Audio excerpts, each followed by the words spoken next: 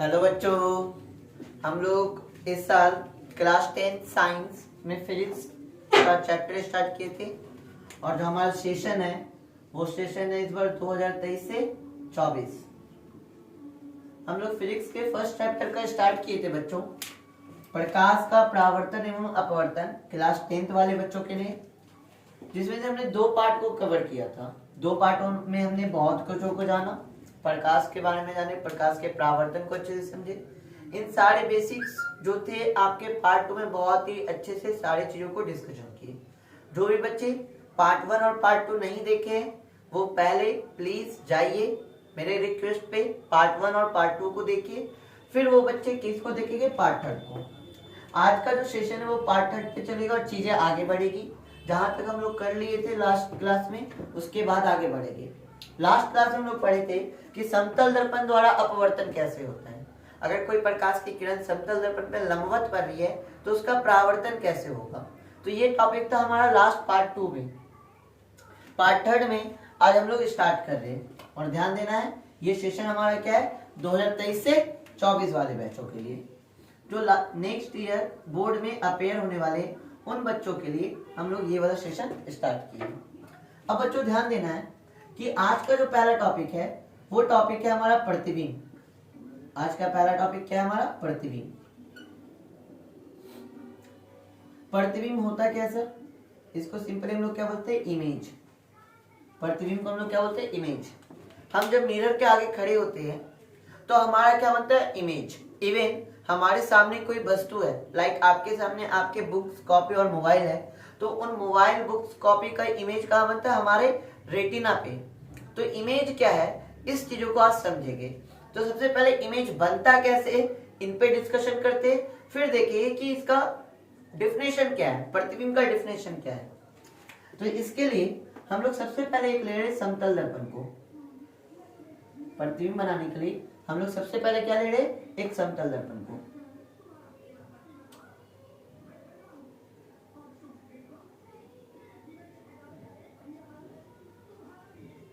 ये हमारा क्या हो गया, समतल दर्पण। ठीक है, इसको हम लोग क्या बोल सकते हैं, दर्पण। कैसा दर्पण, समतल दर्पण, जो हमारे घरों पे लगा रहता है।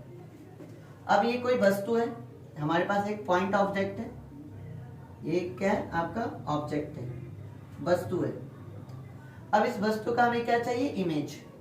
इमेज तभी बन सकता है जब कहीं ना कहीं किसी प्रकाश स्रोत से वस्तु पे लाइट पड़ रहा हो, प्रकाश पड़ रहा हो और पढ़ के परावर्तन होकर हमारे आंखों पे आ रहा हो।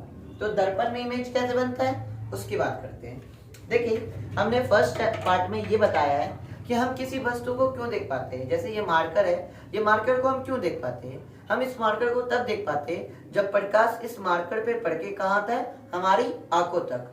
जब हमारे आंखों तक ये आता है तब हमें ये क्या हो जाता है, विजिबल हो जाता है, हमें दिखने लगती है। उसी प्रकार आपके सराउंडिंग जितनी वस्तु है, आपके रूम में जिस जगह आप पढ़ रहे हैं, आपके सराउंडिंग जितनी वस्तु है आपको क्यों दिख रही है, वो इसलिए दिख रही है क्योंकि उस पे लाइट पड़ के आपका प्रकाश का क्या होता है, परावर्तन, और परावर्तन होके ये प्रकाश कहाँ आता है, हमारी आंखों तक आता है, जिस वजह से हम उस वस्तु को क्या कर पाते हैं, देख पाते हैं। अब एक बात हमें ध्यान देना है कि किसी भी वस्तु का प्रतिबिंब बनाने के लिए, जैसे इस मार्कर का प्रतिबिंब बन रहा है, तो हमें कम से कम कितने किरण चाहिए, 2 किरणें। किसी भी वस्तु का प्रतिबिंब बनाने के लिए हमें कम से कम कितने किरण चाहिए, 2 किरणें। अगर 2 किरणें हैं तो हम किसी वस्तु का प्रतिबिंब बना सकते हैं। हालांकि एक्चुअल में तो हमारे पास हजारों किरणें आ रही है, बट मिनिमम हमें कितने चाहिए, 2 किरणें। डायग्राम बनाने के लिए, रे डायग्राम बनाने के लिए, किरण आरेख खींचने के लिए हमें कितने प्रकाश की किरणों की आवश्यकता होती है, 2। अगर हम इस मार्कर की बात करें तो इस पे प्रकाश आके गिर रहा होगा। प्रकाश आके जब किसी वस्तु पे गिरता है तो ये सभी दिशाओं में फैलता है। जितने भी पॉसिबल डायरेक्शन है, सभी डायरेक्शनों में क्या होता है, प्रकाश आपका क्या होता है, फैलता है। किसी वस्तु से प्रकाश टकराकर सभी दिशाओं में फैल जाता है, जिस वजह से हमें भी मार्कर दिख रहा है, जो हमारे सामने है उसे भी मार्कर दिख रहा है, जो बच्चे इस साइड बैठे उन्हें भी मार्कर दिख रहा है, कुछ बच्चे इधर भी बैठे उन्हें भी ये मार्कर दिख रहा है। मतलब मार्कर की बात कर रहे हैं तो वो रूम के हर एक कोने से दिख रहा है। आप चाहे रूम के किसी भी कोने पे हो, आपका मार्कर आपको दिख रहा है, या आपके रूम में जो भी वस्तु है, लाइक आपका मोबाइल, तो आप मोबाइल अपने रूम में हर कोने से देख रहे, तो हर कोने से दिख रहा है, मतलब उस पे जो लाइट पड़ रहा है, उस मोबाइल पे या इस मार्कर पे जो लाइट पड़ रहा है, ये पड़ने के बाद, टकराने के बाद क्या सभी डायरेक्शन में क्या हो रहा है, फैल रहा है। उसी तरह हमें क्या चाहिए, इस पॉइंट ऑब्जेक्ट का, कैसा ऑब्जेक्ट है हमारा, पॉइंट ऑब्जेक्ट, कैसा ऑब्जेक्ट है, पॉइंट ऑब्जेक्ट, बिंदु वस्तु है, कैसा वस्तु है, बिंदु वस्तु, बिंदु वस्तु, एक छोटा सा वस्तु है जिसका हमें क्या चाहिए, इमेज चाहिए, प्रतिबिंब चाहिए। तो इसका प्रतिबिंब कैसे बनाया जा सके, तो सबसे पहले आपका ये जो सोर्स है, इससे लाइट निकल रही होगी, लाइट सभी डायरेक्शन में जा रही होगी, और सभी डायरेक्शन में जाके इस वस्तु पे भी आगे टकरा रही होगी। तो इस वस्तु पे जब टकरा रही होगी तो इससे हम लोग दो किरणें लेते हैं,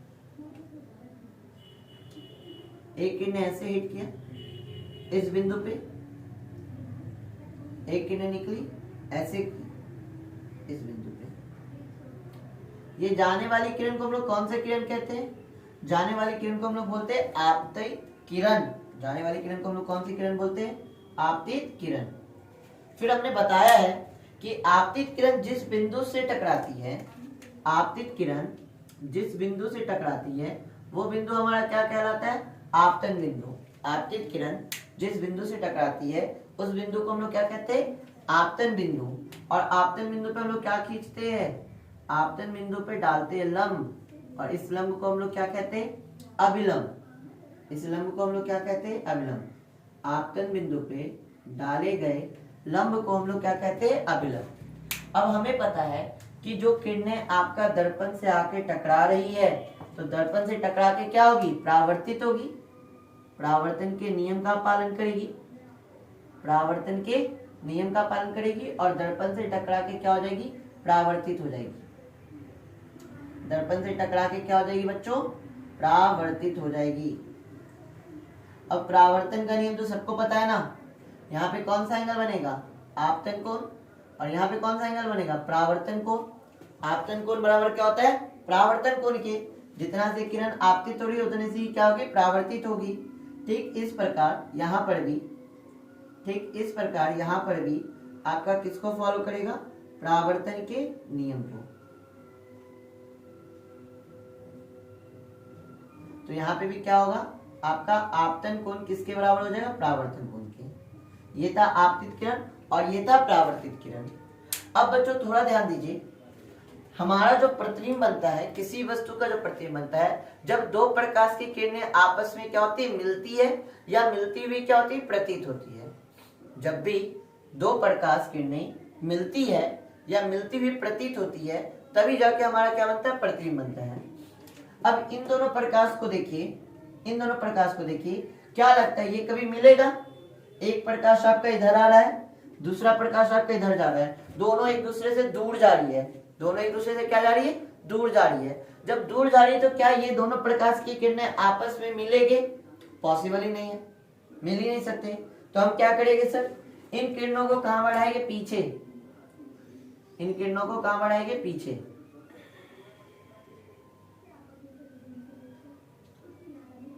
इन किरणों को कहां बढ़ाएंगे, पीछे।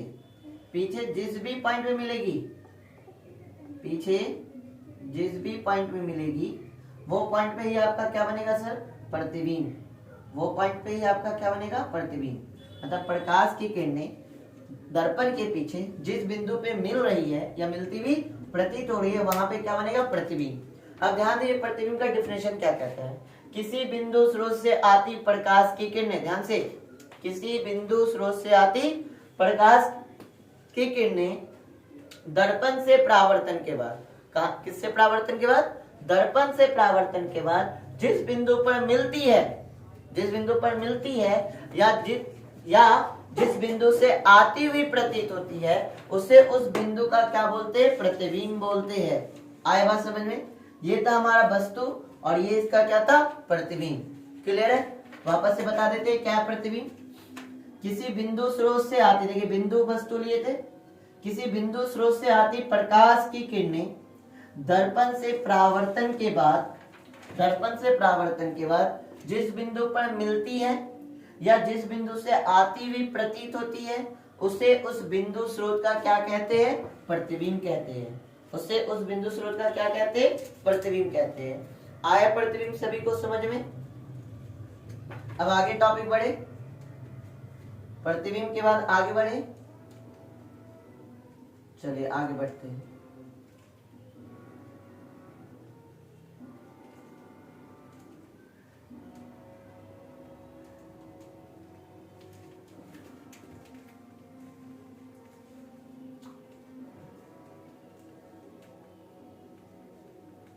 अब हमारा जो प्रतिबिंब है ये आपका दो टाइप का होता है, ध्यान दीजिएगा।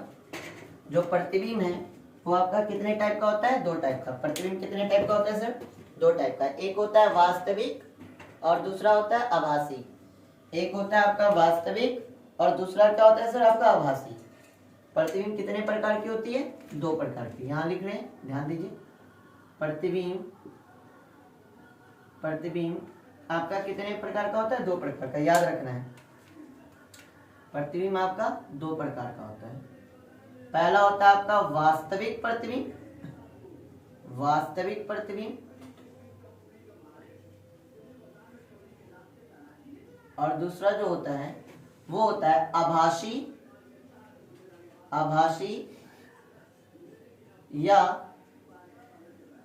काल्पनिक प्रतिबिंब, आभासी या काल्पनिक प्रतिबिंब। प्रतिबिंब आपके कितने प्रकार के होते हैं? दो प्रकार के। एक होता है वास्तविक और दूसरा क्या होता है? आभासी या काल्पनिक प्रतिबिंब। अब समझते हैं कि वास्तविक प्रतिबिंब क्या है। ध्यान से समझिएगा, हम लोग पहले वाले को समझेंगे कि वास्तविक प्रतिबिंब क्या है। तो किसी बिंदु स्रोत से, ध्यान से सुनिएगा डेफिनेशन, किसी बिंदु स्रोत से आती प्रकाश की किरणें दर्पण से परावर्तन के बाद जिस बिंदु पर वास्तव में मिलती है, जिस बिंदु पर वास्तव में मिलती है, उसे उस बिंदु स्रोत का क्या कहते हैं? वास्तविक प्रतिबिंब कहते हैं। फिर से बच्चों, वास्तविक प्रतिबिंब क्या है? किसी बिंदु स्रोत से, देखिए सारे चीज का पीडीएफ बना हुआ है। किसी बिंदु स्रोत से आती प्रकाश की किरणें दर्पण से परावर्तन के बाद जिस बिंदु पर वास्तव में मिलती है, उसे उस बिंदु स्रोत का क्या कहते हैं? वास्तविक प्रतिबिंब कहते हैं।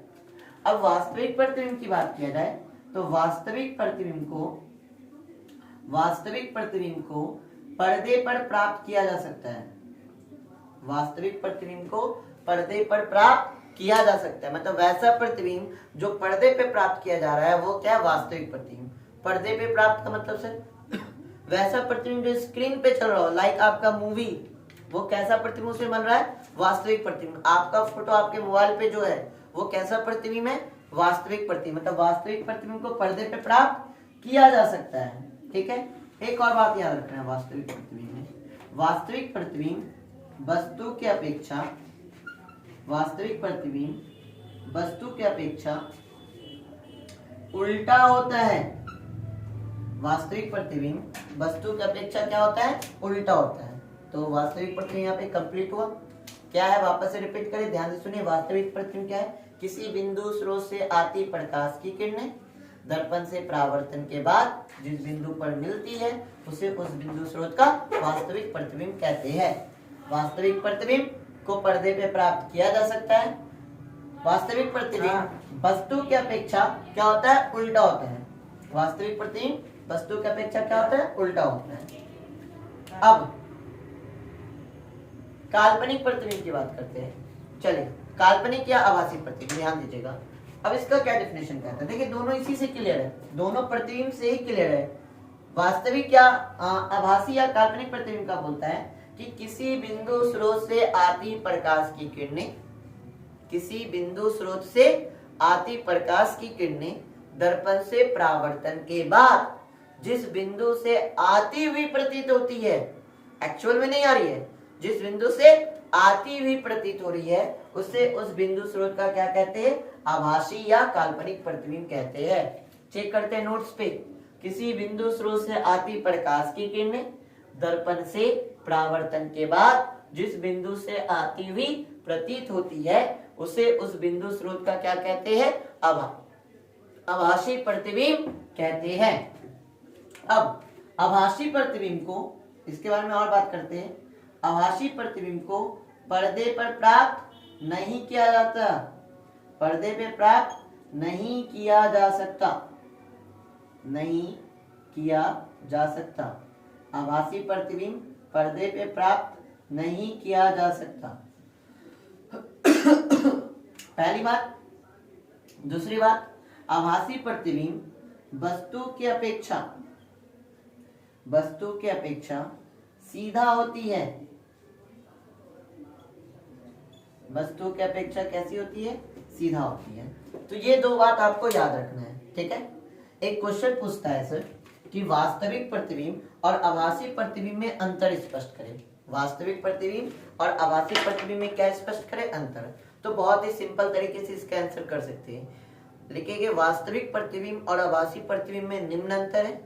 एक साइड लिखेंगे बच्चों वास्तविक प्रतिबिंब, दूसरे साइड लिखेंगे आभासी प्रतिबिंब और बीच में खींचेंगे लाइन। एक नंबर में लिखेंगे वास्तविक प्रतिबिंब के बारे में कि किसी बिंदु स्रोत से आती प्रकाश की किरणें दर्पण से परावर्तन के बाद जिस बिंदु पर वास्तव में मिलती है उसे उस बिंदु स्रोत का वास्तविक प्रतिबिंब कहते हैं। आभासी प्रतिबिंब में लिखेंगे किसी बिंदु स्रोत से आती प्रकाश की किरणें दर्पण से परावर्तन के बाद जिस बिंदु से आती हुई प्रतीत होती है, वास्तव में नहीं, जिस बिंदु से आती हुई प्रतीत होती है उससे उस बिंदु स्रोत का आभासी प्रतिबिंब कहते हैं। दो नंबर में क्या लिखेंगे? वास्तविक प्रतिबिंब पर्दे पर प्राप्त किया जा सकता है। वास्तविक प्रतिबिंब पर्दे पर प्राप्त किया जा सकता है। आभासी प्रतिबिंब में दो नंबर क्या लिखेंगे? आभासी प्रतिबिंब पर्दे पर प्राप्त नहीं किया जा सकता है।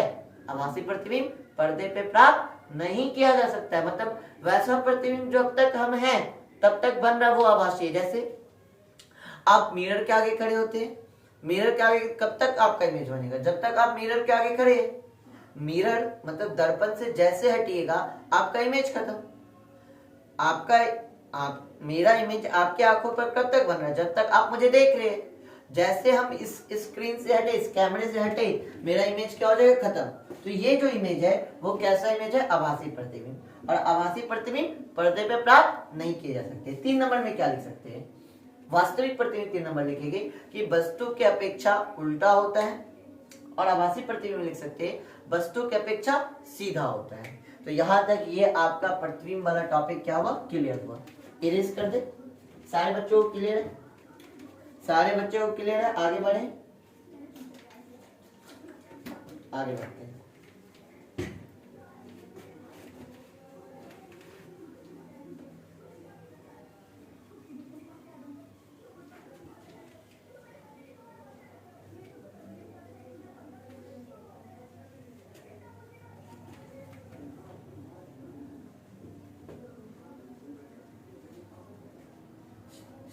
ये था आपका वास्तविक प्रतिबिंब और आभासी प्रतिबिंब।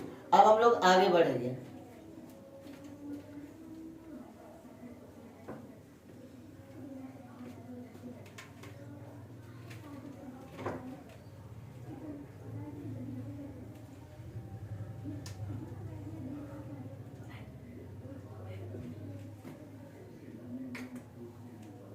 चलिए बच्चों आगे बढ़ते हैं। अब हेडिंग लगाइए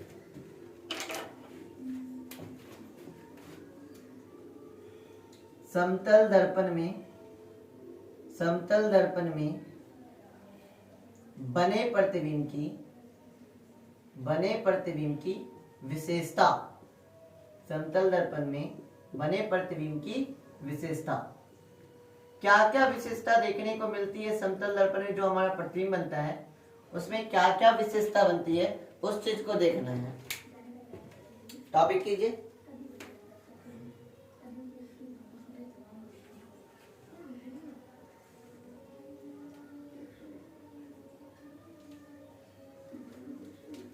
चलिए हो गया टॉपिक।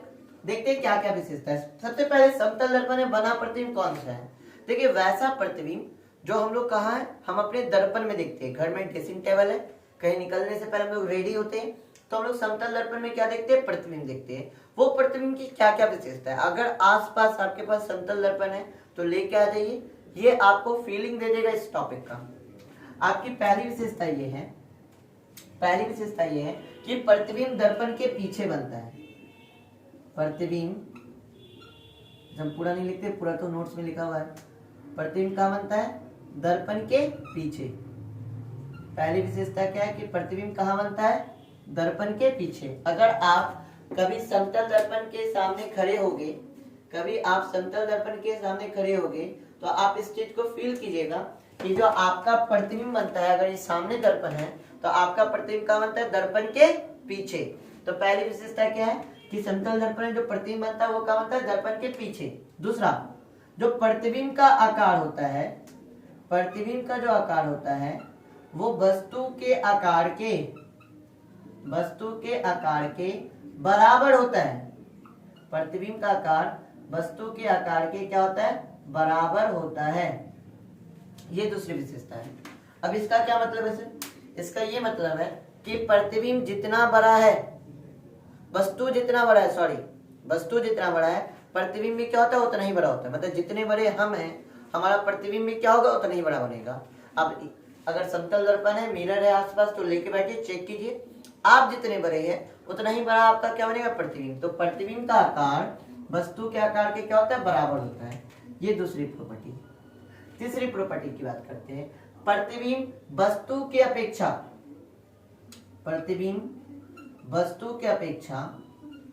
सीधा होता है। प्रतिबिंब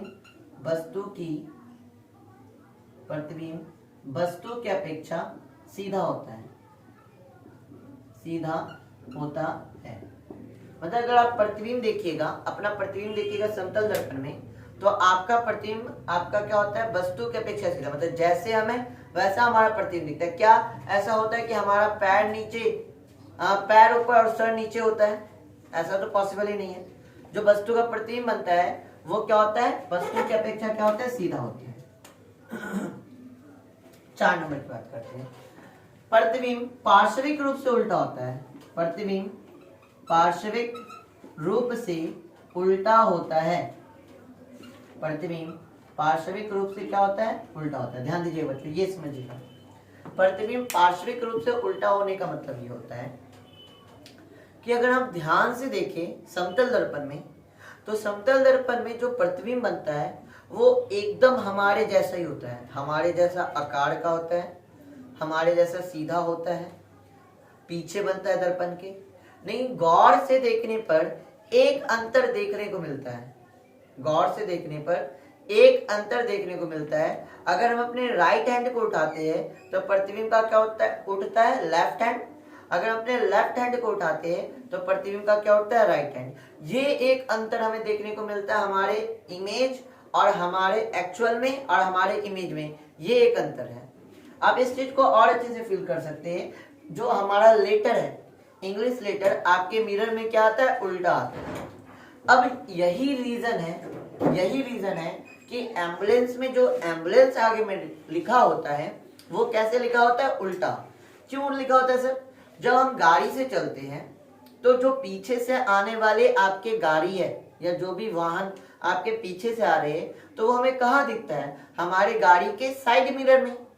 अब पीछे से कोई एम्बुलेंस आ रहा है, अगर वो एम्बुलेंस पे सीधा लिखा रहेगा तो साइड मिरर में क्या दिखेगा? उल्टा, जिसे हमें पढ़ना क्या हो जाए? कठिन। इसका एम्बुलेंस में क्या लिखा होता है? पहले से ही क्या लिखा होता है? उल्टा। और उसका इमेज जो हमारे साइड मिरर में बनता है वो कैसा बनता है? सीधा। जिस वजह से हमें उसे पढ़ने में, एम्बुलेंस पढ़ने में आसान होता है और हम अपने गाड़ी को क्या कर देते हैं? साइड दे देते हैं। तो ये एक अंतर आप देख सकते हैं। 5 नंबर में कि प्रतिबिंब आभासी होता है। प्रतिबिंब आभासी होता है। अब जो मिरर में प्रतिबिंब बन रहा है, जो दर्पण में आपका प्रतिबिंब बन रहा है, उसे आप स्क्रीन पे नहीं ला सकते। क्यों नहीं ला सकते सर? कि दर्पण पे जो भी प्रतिबिंब बन रहा है वो आपका तब तक बन रहा है जब तक आप दर्पण के आगे खड़े हैं। जैसे आप दर्पण से हटेगा आपका प्रतिबिंब भी क्या हो जाएगा? खत्म हो जाएगा। तो आपका जो वास्तविक समतल दर्पण में बनने वाला प्रतिबिंब है ये कैसा होता है? आभासी होता है। लास्ट, प्रतिबिंब दूरी वस्तु दूरी के बराबर होता है। प्रतिबिंब दूरी, ये ऐसे लिखिए, ऐसे इसको लिखते हैं, वस्तु दूरी बराबर क्या होता है? प्रतिबिंब दूरी। वस्तु दूरी बराबर क्या होता है? प्रतिबिंब दूरी। इसका क्या मतलब सर? इसका ये मतलब है कि आप दर्पण से जितना आगे खड़े रहिएगा, आप दर्पण से जितना आगे खड़े रहिएगा, आपका प्रतिबिंब भी दर्पण के उतना ही पीछे बनेगा। आप दर्पण से जितना आगे खड़े रहिएगा, आपका प्रतिबिंब भी दर्पण से उतना ही पीछे बनेगा। मान लिया जाए एक आदमी है जो दर्पण से 2 सेंटीमीटर की दूरी पे खड़ा है। एक आदमी है जो दर्पण से 2 सेंटीमीटर की दूरी पे खड़ा है, तो इसका जो इमेज बनेगा दर्पण में, इसका जो इमेज बनेगा दर्पण में, ये भी कितनी दूरी पे बनेगा? 2 सेंटीमीटर पे। क्यों सर? क्योंकि वस्तु दूरी बराबर क्या होता है? प्रतिबिंब दूरी। जितना दूर वस्तु दर्पण से होगा उतना ही उसका प्रतिबिंब बनेगा। इस चीज को आप लोग घर पे फिल कर सकते हैं। 6 विशेषता लिखा है ना, 6 को घर पे देखिए। पहली विशेषता क्या है कि प्रतिबिंब दर्पण के पीछे बनेगा। समतल दर्पण है तो प्रतिबिंब का बनेगा दर्पण के पीछे। दूसरा, प्रतिबिंब का आकार वस्तु के आकार के बराबर होगा। जितना बड़ा मेरा आकार है उतना ही बड़ा क्या बनेगा? प्रतिबिंब बनेगा। प्रतिबिंब वस्तु की अपेक्षा सीधा बनेगी। चौथा, प्रतिबिंब पार्श्विक रूप से उल्टा होगा। अगर अपने राइट हैंड को उठाएंगे तो प्रतिबिंब का लेफ्ट हैंड उठेगा, और प्रतिबिंब का लेफ्ट हैंड उठाएंगे तो क्या उठेगा? Right hand. प्रतिबिंब आभासी होता है।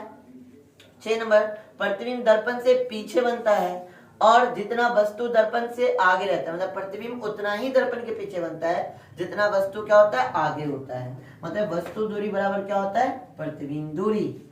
ये था आपका समतल दर्पण में बने प्रतिबिंब की विशेषता। अब आगे बढ़ते हैं।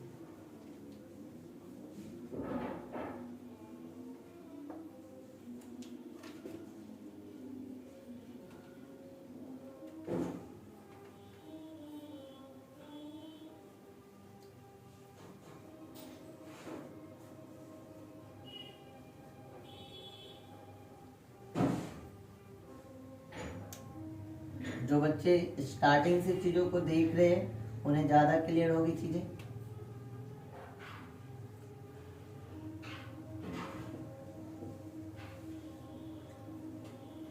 चलिए अब आगे बढ़ते हैं।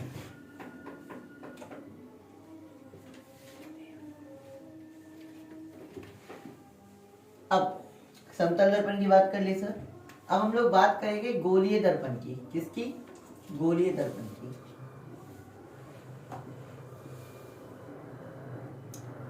गोलीय दर्पण, ध्यान देते गोलीय दर्पण कैसा? गोलीय दर्पण उस दर्पण को कहते हैं जिसकी परावर्तक सतह किसी खोखले गोले का भाग हो। ध्यान दीजिए, गोलीय दर्पण उस दर्पण को कहते हैं जिसका परावर्तक सतह किसी खोखले गोले का भाग हो। मतलब एक ऐसा गोला की कल्पना कीजिए जो अंदर से क्या हो? खोखला हो, और क्या का बना हो? कांच का। जस्ट लाइक अ फुटबॉल, जो रबर का है और अंदर क्या बना है? हवा। तो गोलीय दर्पण क्या है? वैसा ही गोला है, उस गोले का ही कल्पना कीजिए जो अंदर से क्या हो? खोखला हो। तो गोलीय दर्पण उस दर्पण को कहते हैं जिसका परावर्तक सतह किसी खोखले गोले का क्या हो? भाग हो। मतलब अंदर से जो ये गोला है ये कैसा होना चाहिए? खोखला। अंदर से जो ये गोला है ये गोला कैसा होना चाहिए? खोखला। तो गोलीय दर्पण उस गोले को कहते हैं जो जिसका परावर्तक सतह किसी खोखले गोले का क्या हो? भाग हो। ठीक है, मतलब अंदर से क्या हो? खोखला। अब ये जो गोलीय दर्पण है, ये जो गोलीय दर्पण है, ये आपके कितने प्रकार के? 2 प्रकार के। गोलीय दर्पण कितने प्रकार के? 2 प्रकार के। एक अवतल दर्पण, एक अवतल दर्पण, और दूसरा उत्तल दर्पण। एक अवतल दर्पण और दूसरा उत्तल दर्पण। गोलीय दर्पण कितने प्रकार के? 2 प्रकार के। एक अवतल दर्पण और दूसरा उत्तल दर्पण। देखिए, गोलीय दर्पण को ही काट कर, देखिए इस तरह से इस गोले को काटा जाता है और काट के आपका क्या बना दिया जाता है? अवतल और उत्तल। गोलीय दर्पण को ही काट कर आपका क्या बनाता है? अवतल और उत्तल। एक दर्पण बनेगा आपका अवतल और दूसरा आपका क्या बनेगा? उत्तल। तो अवतल दर्पण की पहले बात करते हैं। अवतल दर्पण क्या है? जब गोलीय दर्पण की, देखिए अवतल दर्पण क्या है? अवतल दर्पण जब गोलीय दर्पण के टुकड़े को, एक गोलीय दर्पण ली और गोलीय दर्पण है क्या पूरा गोला ले रहे हैं? नहीं, उसके एक टुकड़े को ले रहे हैं। जब गोलीय दर्पण के टुकड़े के बाहरी भाग को रजतित कर दिया जाए, रजतित कर दिया जाए, रजतित मतलब पॉलिश्ड। जब गोलीय दर्पण के टुकड़े का बाहरी भाग को क्या कर दे, रजतित कर दे, तब ये जो दर्पण बनता है, तब जो ये दर्पण बनता है, ये दर्पण कैसा होता है, अवतल। मतलब अवतल दर्पण गोलीय दर्पण का एक टुकड़ा है जिसका बाहरी भाग क्या किया जाता है, रजतित किया जाता है। उत्तल दर्पण कैसा, उत्तल दर्पण भी क्या है, गोलीय दर्पण का एक टुकड़ा है। देख लीजिए, उत्तल दर्पण भी क्या है, गोलीय दर्पण का क्या है, एक टुकड़ा है जिसका भीतरी भाग क्या कर दिया जाता है, रजतित कर दिया जाता है। रजतित मतलब पॉलिश्ड, रजतित मतलब पॉलिश्ड। तो आपका गोलीय दर्पण क्या है सर, गोलीय दर्पण क्या है पहले ये समझते।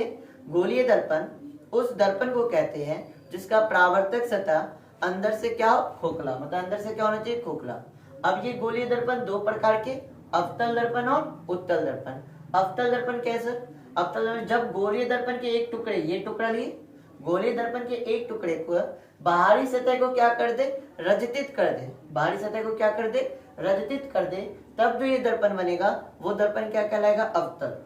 उत्तल दर्पण की बात करें तो उत्तल दर्पण गोलीय दर्पण का भी, ये भी क्या है, एक टुकड़ा है। और उत्तल दर्पण कब बनता है, जब इसका भीतरी सतह को क्या कर दे, रजतित कर दे, तो आपका क्या बनता है, उत्तल दर्पण। प्रॉपर डेफिनेशन सबका पीडीएफ में है, चेक कीजिए। अवतल दर्पण जब गोलीय दर्पण के टुकड़े की बाहरी सतह को रजतित किया जाता है तो अवतल दर्पण बनता है।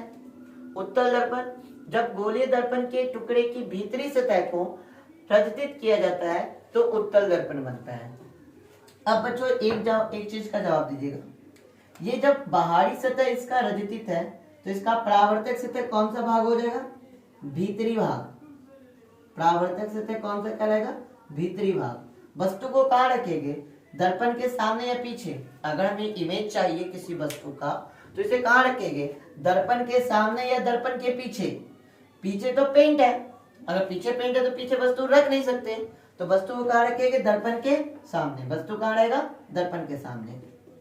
उसी तरह उत्तल दर्पण में जब इसका भीतरी भाग रजतित है तो बाहरी भाग इसका किस तरह कार्य करेगा, परावर्तक सतह की तरह। बाहरी भाग किस तरह कार्य करेगा, परावर्तक सतह। तो इस बार वस्तु को कहाँ रखेंगे, दर्पण के सामने या पीछे। पीछे तो पेंट है, पीछे तो रख ही नहीं सकते, तो कहाँ रखेंगे, वस्तु के सामने। ये दो टॉपिक था आपका अवतल और उत्तल। यहाँ तक क्लियर है बच्चों, आगे बढ़ा दे। अब गोलीय दर्पण से रिलेटेड और भी कुछ चीजों को जानेंगे। गोलीय दर्पण से रिलेटेड और भी कुछ चीजों को जानते हैं।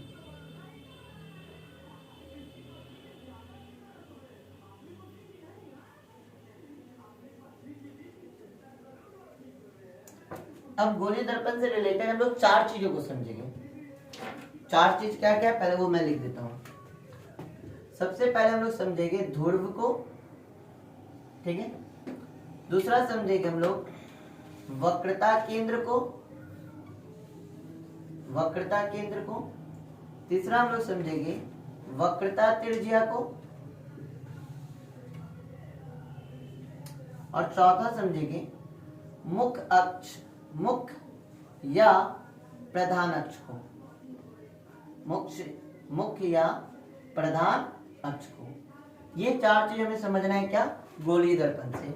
और ये चारों चीज का अपना अपना इंपॉर्टेंस है सर। आने वाले टाइम में इनके प्रॉपर डेफिनेशन का यूज करेंगे हम लोग, तो इस चीजों पे अच्छे से फोकस होना है। तो सबसे पहले बच्चों हम लोग बनाएंगे एक गोलीय दर्पण। सबसे पहले बच्चों क्या बनाएंगे, एक गोलीय दर्पण, ठीक है।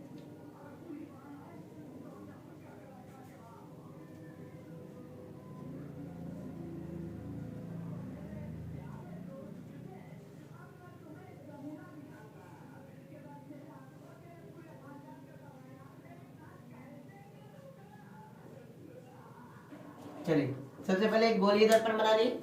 अब गोलीय दर्पण से ना हम लोग अवतल और उत्तल बनाते हैं। अवतल दर्पण के लिए क्या बोले थे कि अवतल दर्पण कब बनता है, जब हम किसी गोलीय दर्पण के बाहरी सतह को क्या कर दे, रजतित कर दे। तो जब हम बाहरी सतह को रजतित करेंगे तो आपका कौन सा दर्पण बन जाएगा, अवतल। मतलब ये वाला जो पार्ट है ये कैसा दर्पण है, अवतल दर्पण। और इसी गोलीय दर्पण के जब भीतरी सतह को रंजित कर दे, इसी गोलीय दर्पण के जब भीतरी सतह को रंजित कर दे तब आपका कौन सा दर्पण बनेगा? उत्तल दर्पण। अब एक एक चीजों को समझेंगे डिटेल में। ध्रुव क्या है? ध्रुव क्या है? तो ध्यान दीजिए, गोलीय दर्पण से हमने सबसे पहले क्या बना लिया? अवतल और उत्तल। ये अवतल और उत्तल दर्पण का जो मध्य बिंदु है, मतलब गोलीय दर्पण का जो मध्य बिंदु है, वो आपका क्या कहलाता है? ध्रुव। और ध्रुव का नोटेशन क्या होता है? पी। गोलीय दर्पण के मध्य बिंदु को दर्पण का ध्रुव कहते हैं और इसे पी द्वारा सूचित किया जाता है। गोलीय दर्पण के मध्य बिंदु को हम लोग क्या कहते हैं? ध्रुव कहते हैं और इसे पी बिंदु द्वारा सूचित किया जाता है। ये आपका गोलीय दर्पण और इसका जो मध्य बिंदु है, ये मध्य बिंदु क्या कहलाता है? ध्रुव। और इसे क्या से सूचित करते हैं? पी से। क्लियर है ये चीज? दूसरा पढ़ते हैं, वक्रता केंद्र। देखिए, ये गोलीय दर्पण है तो एक गोला ना, ये गोलीय दर्पण है तो एक गोला, और उस गोले का क्या होगा? एक केंद्र होगा।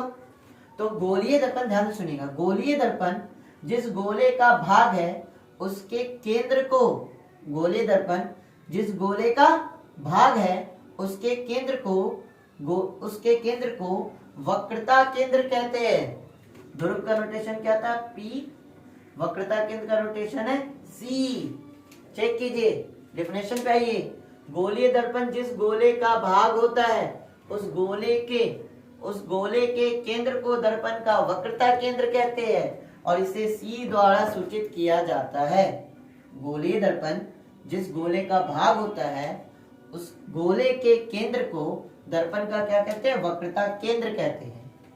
अब आगे बात करते हैं वक्रता त्रिज्या। अगर हम मैथमेटिक्स पढ़े हैं तो हमें पता है कि गोला का अपना एक त्रिज्या होता है। गोला का अपना क्या होता है? त्रिज्या होता है। तो गोलीय दर्पण जिस गोले का भाग है, गोलीय दर्पण जिस गोले का भाग है उस गोले की त्रिज्या को हम लोग क्या कहते हैं? वक्रता त्रिज्या कहते हैं। गोलीय दर्पण जिस गोले का क्या है? भाग है, उस गोले के त्रिज्या को हम लोग क्या कहते हैं? वक्रता त्रिज्या कहते हैं। चेक कीजिए यहाँ पे, गोलीय दर्पण जिस गोले का भाग होता है उसकी त्रिज्या को दर्पण की वक्रता त्रिज्या कहते हैं और इसे R द्वारा सूचित किया जाता है। अब अगला, मुख्य अक्ष या प्रधान अक्ष। ध्यान से समझिएगा, गोलीय दर्पण के ध्रुव और वक्रता केंद्र को मिलाने वाली रेखा, गोलीय दर्पण के ध्रुव और वक्रता केंद्र को मिलाने वाली रेखा को ही हम लोग क्या कहते हैं? मुख्य अक्ष या प्रधान अक्ष। गोलीय दर्पण के ध्रुव और वक्रता केंद्र को मिलाने वाली रेखा को हम लोग क्या कहते हैं? मुख्य अक्ष या प्रधान अक्ष। बच्चों, ये चारों टॉपिक हुआ क्लियर? गोलीय दर्पण से रिलेटेड हमने 4 चीज पढ़ा। ध्रुव, गोलीय दर्पण का मध्य बिंदु क्या कहलाता है? ध्रुव, इसे पी द्वारा सूचित करते हैं। वक्रता केंद्र, गोलीय दर्पण जिस गोले का भाग है उसके केंद्र को दर्पण का वक्रता केंद्र कहते हैं, इसे सी द्वारा सूचित करते हैं। तीसरा, वक्रता त्रिज्या, गोलीय दर्पण जिस गोले का भाग है उसकी त्रिज्या को हम लोग क्या कहते हैं? वक्रता त्रिज्या कहते हैं। मुख्य अक्ष या प्रधान अक्ष क्या है? गोलीय दर्पण के ध्रुव और केंद्र को मिलाने वाली रेखा को हम लोग क्या कहते हैं? मुख्य अक्ष या प्रधान अक्ष कहते हैं। हो गया बच्चों? इन चारों पॉइंट को करके आगे बढ़ते हैं। चलिए,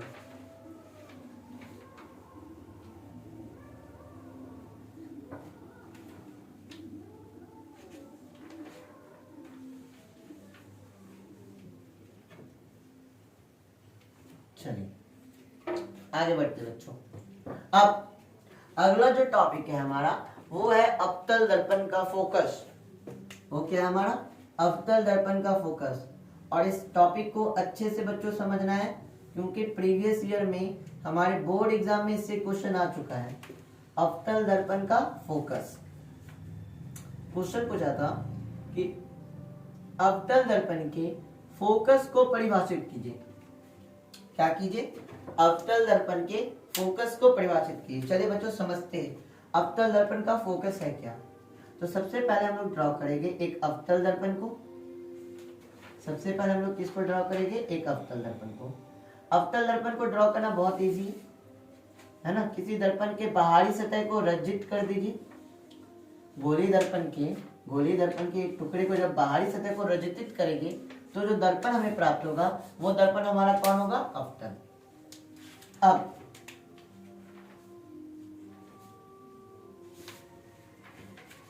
ये दर्पण का मध्य बिंदु क्या कहलाता है, ध्रुव।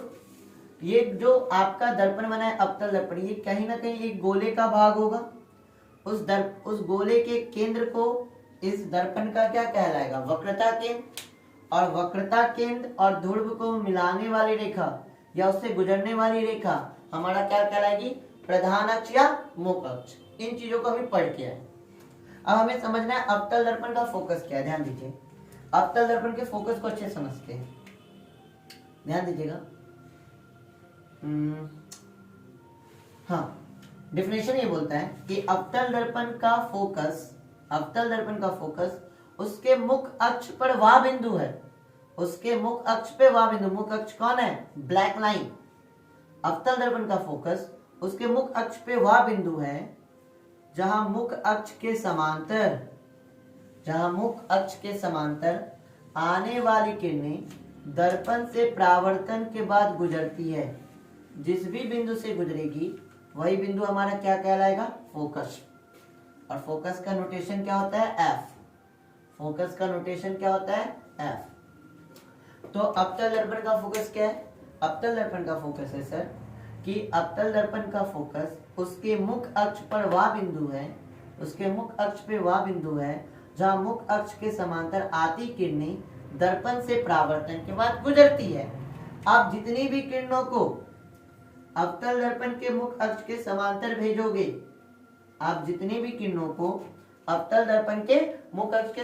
भेजोगे, ये दर्पण से परावर्तन के बाद उसी बिंदु से गुजरेगी और यह बिंदु आपका क्या कहलाता है, फोकस। अवतल दर्पण का फोकस क्या है, अवतल दर्पण का फोकस उसके मुख अक्ष पर वह बिंदु है जहां मुख अक्ष के समांतर आने वाली किरणें दर्पण से परावर्तन के बाद गुजरती है। आइए डेफिनेशन देखते हैं नोट्स में। किसी अवतल दर्पण का फोकस उसके मुख अक्ष पर वह बिंदु है जहां मुख अक्ष के समांतर आती किरणें दर्पण से परावर्तन के बाद मिलती है, तो ये कहलाता है अवतल दर्पण का फोकस। और एक बात करते हैं, यहां पर अगर देखें तो ये किरणें वास्तव में मिल रही है, तो अवतल दर्पण के फोकस को हम लोग कौन सा फोकस कहते हैं, वास्तविक फोकस भी कहते हैं। अवतल दर्पण के फोकस को कौन सा फोकस कहते हैं, वास्तविक फोकस भी कहते हैं। क्लियर है बच्चों, अवतल दर्पण के फोकस को हम लोग कौन सा फोकस कहते हैं, वास्तविक फोकस। और एक बातों को जानते हैं, देखिए अवतल दर्पण क्या करता है, अवतल दर्पण जितने भी किरणें भेजिएगा, अवतल दर्पण में जितने भी किरणें भेजिएगा वो सारी किरणों को क्या करेगा, एक बिंदु पे लाके क्या कर देगा, मिला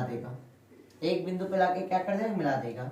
इस वजह से अवतल दर्पण को अभिसारी दर्पण भी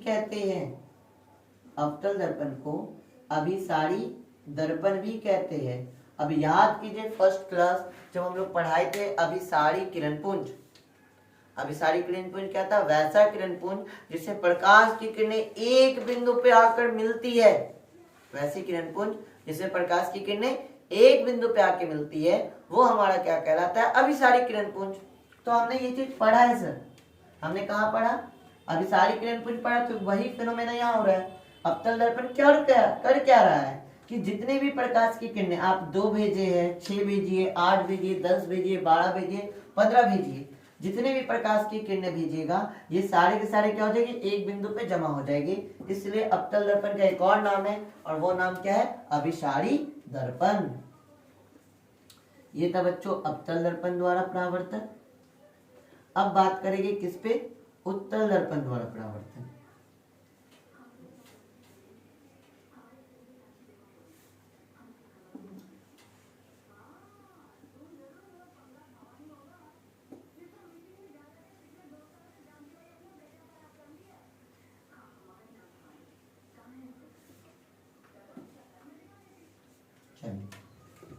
अब हम लोग अवतल को मिटाते हैं और करते उत्तल दर्पण में, उत्तल दर्पण द्वारा, उत्तल दर्पण का सॉरी फोकस, उत्तल दर्पण का फोकस।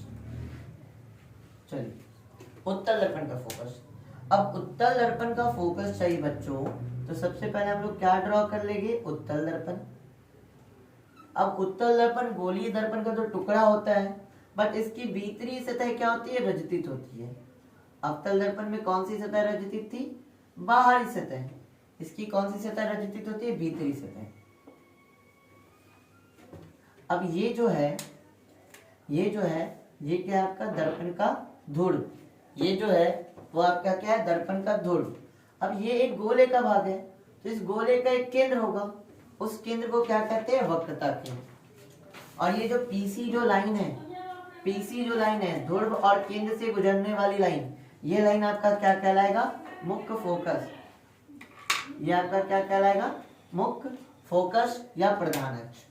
तो सर डिफिनेशन कहता है कि उत्तल दर्पण का फोकस, उत्तल दर्पण का फोकस उसके मुख्य अक्ष पर वह बिंदु है, उत्तल दर्पण का फोकस उसके मुख्य अक्ष पर वह बिंदु है जहां मुख्य अक्ष के समांतर, वापस से सुनिए, जहां मुख्य अक्ष के समांतर आने वाली किरणें परावर्तन के बाद, जहां मुख्य अक्ष के समांतर आने वाली किरणें परावर्तन के बाद मिलती हुई प्रतीत होती है, जिस बिंदु पे मिलती हुई प्रतीत होगी वही बिंदु इसकी क्या कहलाएगी, फोकस। अब यहाँ पे ध्यान देना है कि उत्तल दर्पण का जो फोकस है, इसमें वास्तव में प्रकाश की किरणें नहीं मिल रही, मिलती हुई प्रतीत हो रही। क्योंकि क्या हो रहा है, उत्तल दर्पण प्रकाश को तो फैला रहा है, एक लाइट इधर हो गया, एक लाइट इधर चला गया, ये तो मिलेगा ही नहीं बच्चों। एक लाइट इधर आ गया और एक लाइट क्या चल गया, इधर चल गया, ये तो मिलेगा ही नहीं। तो इसे पीछे मिलाना होगा, जिस बिंदु पे मिलेगी वो बिंदु आपका क्या कहलाएगा, फोकस। तो उत्तल दर्पण की जो फोकस होती है बच्चों, वो कैसी फोकस होती है, आभासी फोकस होती है। उत्तल दर्पण की जो फोकस होती है बच्चों, वो कैसी फोकस होती है, आभासी। क्यों हो रही है, ये तो मेरे ख्याल से सारे बच्चे को समझ में आ रहा होगा, क्योंकि यहाँ प्रकाश की किरणें मिलती हुई प्रतीत हो रही है, मिल नहीं रही है, मिलती हुई प्रतीत हो रही है। और उत्तल दर्पण को हम लोग कैसा दर्पण कहते हैं, अपसारी दर्पण। उत्तल दर्पण को हम लोग कैसा दर्पण कहते हैं, अपसारी दर्पण कहते हैं। क्यों कहते हैं, क्योंकि हमने अपसारी किरण पुंज में पढ़ा है कि जब प्रकाश की किरणें एक बिंदु से निकलकर क्या हो जाए, फैलती चली जाए। जब प्रकाश की किरणें एक बिंदु से निकलकर फैलती चली जाए, तब हम लोग क्या कहते हैं उसे, तब एक बिंदु से निकलकर फैलती चली जाए, तो वैसे किरण पुंज को हम लोग क्या कहते हैं, अपसारी किरण पुंज। वैसे किरण पुंज को हम लोग क्या कहते हैं, अपसारी किरण पुंज। और यहाँ पे ध्यान दे बच्चों, तो यहाँ पे तो प्रकाश की किरणें क्या हो रही, फैल रही है, यहाँ पे भी प्रकाश की किरणें क्या हो रही, फैल रही है। तो ये भी कैसा आपका हो जाएगा, ये आपका हो जाएगा अपसारी दर्पण। क्लियर है बच्चों, क्लियर है बच्चों। एक चीज और ध्यान दीजिए, एक टॉपिक और डिस्कशन कर लेते हैं, फोकस दूरी। फोकस दूरी ये सिंपल है सर, फोकस तो समझ गए, फोकस दूरी की बात करते हैं। ध्यान दीजिएगा, दर्पण के ध्रुव से उसके फोकस के बीच की जो दूरी होती है, दर्पण के ध्रुव से और उसके फोकस के जो बीच की दूरी होती है, उस दूरी को हम लोग क्या कहते हैं, फोकस दूरी। और इसका नोटेशन होता है स्मॉल f। अगर यहाँ चेक किया जाए तो ये हो गया दर्पण का ध्रुव, ये हो गया फोकस, इनके बीच की जो दूरी है, इनके बीच की जो दूरी है, ये दूरी आपकी क्या कहलाएगी, फोकस दूरी। अवतल दर्पण में भी चेक कर लेते हैं बच्चों, ये हो गया हमारा अवतल दर्पण, ये हो गया आपका ध्रुव, ये हो गया आपका वक्रता केंद्र। तो प्रधान अक्ष के समांतर आने वाली किरणें दर्पण से परावर्तन के बाद जिस बिंदु से गुजरती है, वो बिंदु ही हमारा क्या कहलाता है, फोकस। फोकस दूरी क्या है बच्चों, फोकस दूरी है ध्रुव और फोकस के जो बीच की ये दूरी है, ये दूरी ही क्या कहलाती है, फोकस दूरी। दर्पण के ध्रुव और फोकस के जो बीच की दूरी होती है, वही दूरी क्या कहलाती है आपकी, फोकस दूरी। चेक कीजिए, फोकस F से दर्पण के ध्रुव P की दूरी को ही हम लोग क्या कहते हैं, फोकस दूरी कहते हैं। और नोटेशन क्या होता है, स्मॉल f। क्लियर है बच्चों, आगे बढ़े। चलिए, ये था फोकस।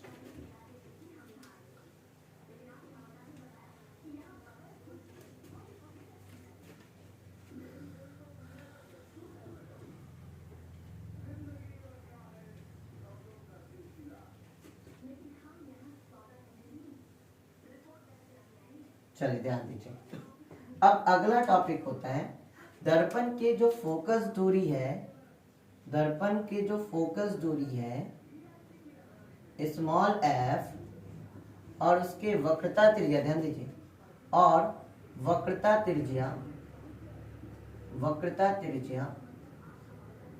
r के बीच, वक्रता त्रिज्या r के बीच संबंध रिलेशन हम लोग देखेंगे, relation between focal length and radius of curvature. आपके फोकस दूरी और वक्रता त्रिज्या के बीच हम लोग क्या देखेंगे, संबंध। तो मेरी बातों को ध्यान से सुनिएगा, चाहे दर्पण अवतल हो या उत्तल, यदि आपतन बिंदु ध्रुव के बहुत पास हो, तो आपका क्या होता है, तो आपकी फोकस दूरी वक्रता त्रिज्या की क्या होती है, आधी होती है। तो आपकी फोकस दूरी वक्रता त्रिज्या की क्या होती है, आधी होती है। वापस से दोनों के लिए सही है, चाहे अवतल चाहे उत्तल, चाहे दर्पण अवतल हो या उत्तल हो, यदि आपतन बिंदु ध्रुव के बहुत पास हो तो फोकस दूरी वक्रता त्रिज्या की आधी होती है। यही रिलेशन है सर। अब इससे एक फॉर्मूला और निकाल सकते हैं। एक फॉर्मूला क्या निकला, F is equal to R/2। एक फॉर्मूला क्या निकला, F is equal to R/2। अब नीचे कुछ नहीं तो 1 है, क्रॉस मल्टीप्लिकेशन करें तो एक फॉर्मूला निकलता है R is equal to 2F। तो ये रिलेशन होता है फोकस दूरी और वक्रता त्रिज्या में। अब एक छोटा सा टॉपिक और है, आज का क्लास कंप्लीट करेंगे। ये छोटे से टॉपिक को बहुत ही ध्यान से समझना है बच्चों, इस छोटे से टॉपिक को बहुत ही ध्यान से समझना है, जिसे हम लोग प्रूविंग करेंगे F is equal to R/2, जिसे हम लोग प्रूव करेंगे F is equal to R/2।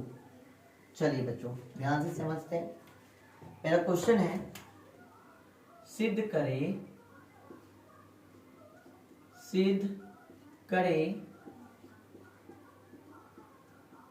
F is equal to R/2। सिद्ध करे F is equal to R/2। चलिए बच्चों, हम किसी भी दर्पण का इस्तेमाल करके हम ये सिद्ध कर सकते हैं F is equal to R/2।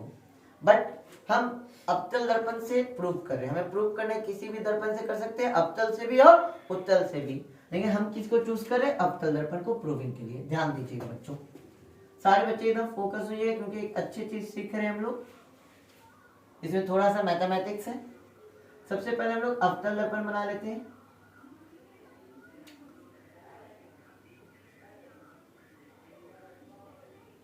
ठीक है, ये हो गया मेरा अवतल दर्पण।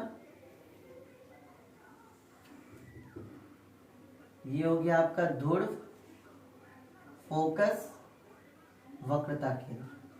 चलिए साथ ही साथ बच्चों हम लिखते भी चल रहे हैं। माना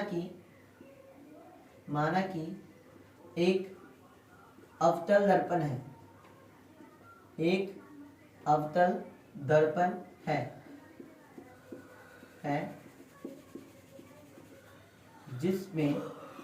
जिसमें AB एक आपतित किरण है,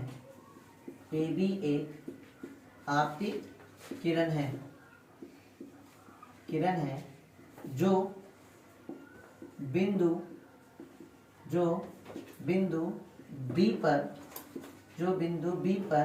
आपतित हो रही है। जो बिंदु बी पर आपतित हो रही है, जो बिंदु बी पर क्या हो रही है, आपतित हो रही है। ध्यान दीजिए, ये हो गया हमारा अवतल दर्पण, ये हो गया हमारा अवतल दर्पण। अब क्या हो रहा है, ये एक किरण है, ये एक किरण है। कैसी किरण है सर, आपतित किरण, और इसका नाम क्या रखिए, ए बी। ए बी क्या है, आपतित किरण है, जो बिंदु बी पर क्या हो रही है, आपतित हो रही है। जिस बिंदु पे आपतित होती है उस बिंदु को हम लोग क्या कहते हैं, आपतन बिंदु। मतलब ये जो बी है ये कैसा बिंदु है, आपतन बिंदु। अब मुख अक्ष के समांतर जो किरणें हैं वो दर्पण से परावर्तन के बाद कहां से गुजरेगा, फोकस से। दर्पण से परावर्तन के बाद कहां से गुजरेगा, फोकस से। याद कीजिए, अभी हम लोग देखे थे जो प्रकाश की किरणें मुख अक्ष के समांतर होती थी वो दर्पण से परावर्तन कहां से गुजरती थी, फोकस से। अब बच्चों यहाँ पे हम लोग क्या ड्रॉ करेंगे, अभिलंब।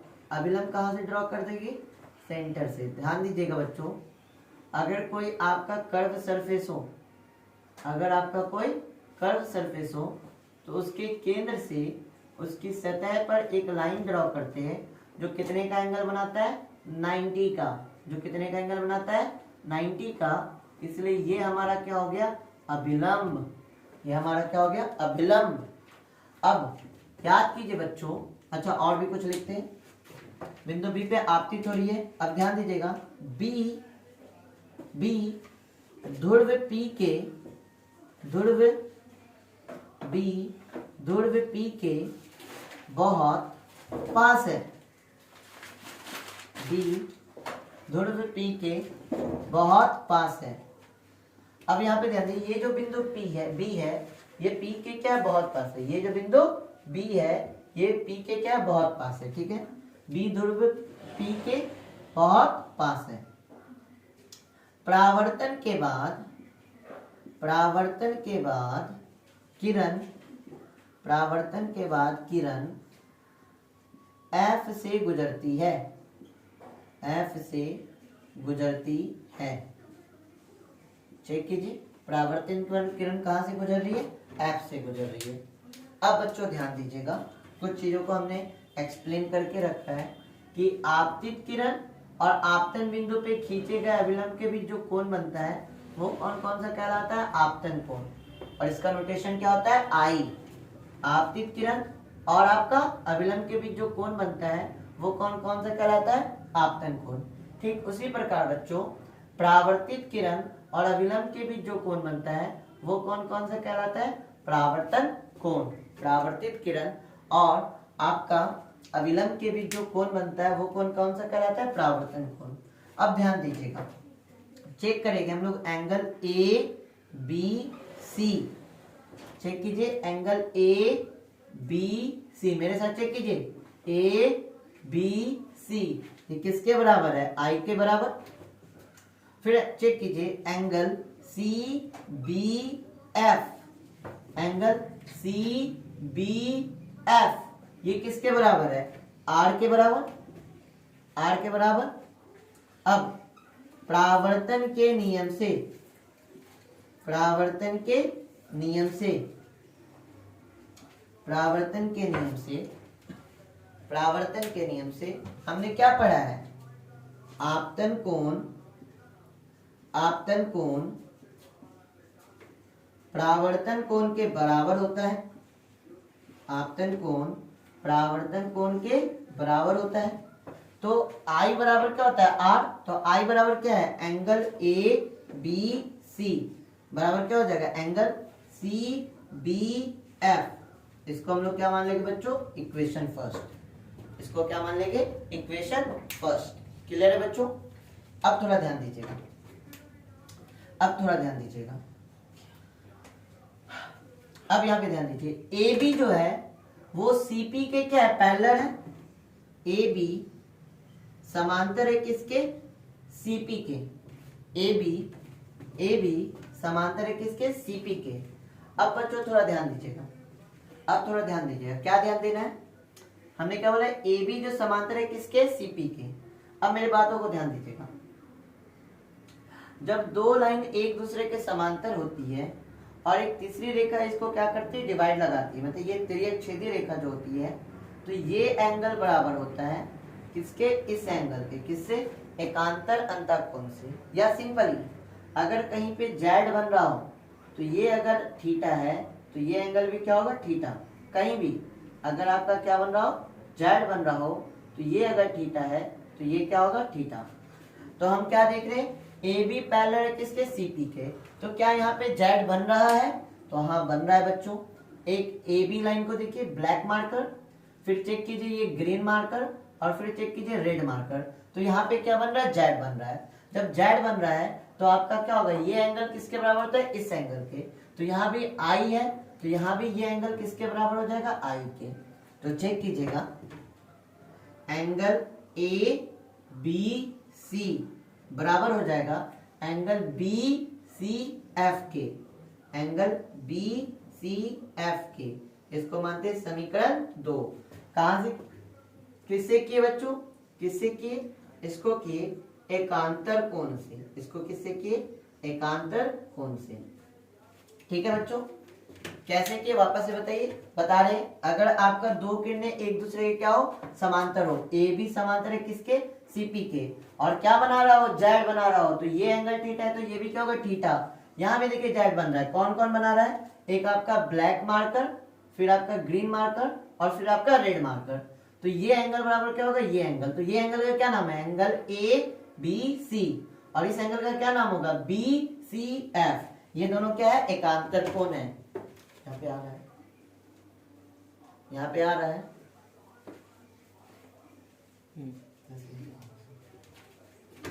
अब समीकरण 1 एवं 2 से बच्चों, समीकरण 1 एवं 2 से ध्यान दीजिएगा, समीकरण 1 एवं 2 से, ज्यादा नीचे में, समीकरण 1 एवं 2 से अगर करें तो देखिए दोनों का एलएचएस क्या है, बराबर। जब दोनों का एलएचएस बराबर है तो दोनों का आरएचएस भी क्या होगा, बराबर।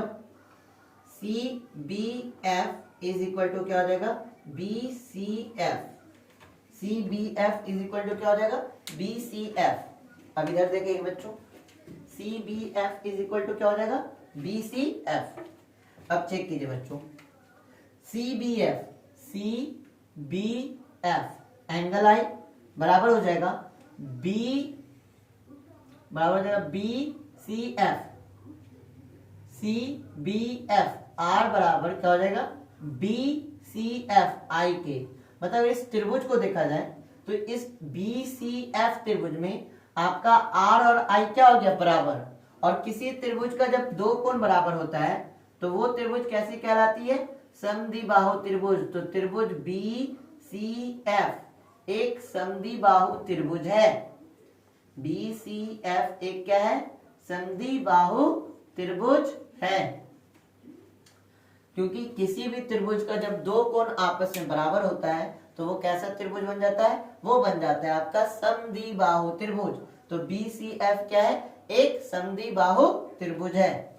अब मेरी बच्चों, अब बच्चों को बातों को ध्यान से समझिएगा। अगर एक त्रिभुज समद्विबाहु त्रिभुज है और उस समद्विबाहु त्रिभुज का दो कोण आपस में बराबर है तो समद्विबाहु त्रिभुज की एक प्रॉपर्टी ये है कि दो कोण आपस में बराबर है, उनके आमने सामने की भुजा, आई के सामने वाली भुजा कौन है, ये, और आर के सामने वाली भुजा कौन है, ये दोनों आपस में क्या होते हैं, बराबर होते हैं। मतलब B F is equal to क्या हो जाएगा, सी एफ की। ये समद्विबाहु त्रिभुज की प्रॉपर्टी होती है कि अगर किसी समद्विबाहु त्रिभुज का दो कोण बराबर है तो इन दोनों कोणों के सामने आमने सामने की भुजा क्या होती है, बराबर होती है। तो आई के बराबर है आपका बी एफ और आर के बराबर है क्या है, सी एफ। तो ये दोनों क्या हो गए, बराबर। फिर हमने क्या बोला था बच्चों कि बी जो है पी के बहुत पास है, तभी तो ये प्रूव हो रहा है। बी जो है पी के क्या है, बहुत पास है। डिफिनेशन यही कह रहा था रिलेशन में कि जो आपतन बिंदु होना चाहिए, आपतन बिंदु कौन है, पॉइंट बी, आपतन बिंदु ध्रुव के क्या होना चाहिए, पास होना चाहिए।